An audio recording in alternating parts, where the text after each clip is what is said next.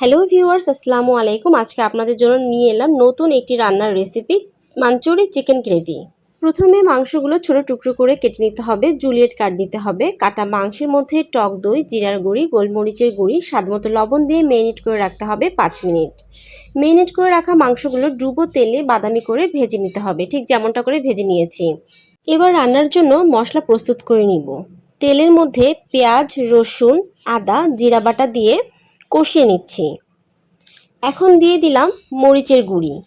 হলুদের গুঁড়িটা অবশ্যই স্কিপ করতে হবে, কারণ মাঞ্চুরি চিকেন গ্রেভির সাথে হলুদের গুঁড়াটা যায় না।